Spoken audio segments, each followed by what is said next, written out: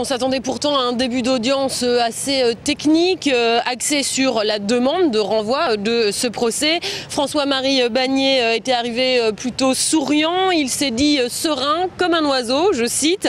À son arrivée, il a même sorti un petit cahier de dessin et s'est mis à croquer la salle en attendant l'arrivée du tribunal. Bref, tout semblait calme et pourtant nous avons assisté à des échanges plus que vifs entre les avocats. Maître Temim, le conseil de François-Marie Bagné, a dénoncé un procès nauséabond. Maître Kiechman, l'avocat de Liliane Bettencourt, lui s'en est pris assez violemment à Maître Metzner, notamment sur la façon dont il avait porté à la connaissance de tous le contenu des enregistrements du maître d'hôtel. Madame Bettencourt est au cœur d'un complot pour lui voler sa dignité, clame-t-il dans la salle. Selon lui, ce procès ne peut plus être équitable. Je vous propose de l'écouter tout de suite. Nous ne sommes pas en République démocratique allemande. On ne peut pas construire un procès sur le résultat d'un espionnage systématique pendant un an, sur le résultat de vol de documents. On ne peut pas, dans ces conditions, parler d'armes égales.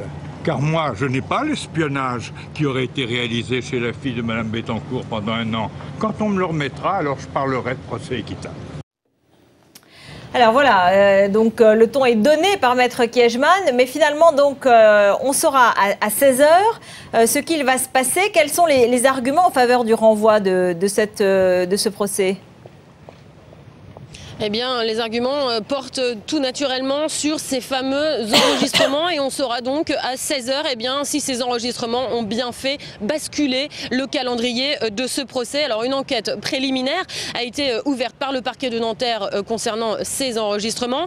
Cette procédure n'a rien à faire devant votre juridiction. C'est ce qu'a dit la procureure ce matin au tribunal pour bien séparer les deux affaires. Maître Metzner, lui, a demandé un supplément d'informations, notamment sur l'authenticité de ces enregistrements. On saura donc à 16 h si ce procès continue ou non.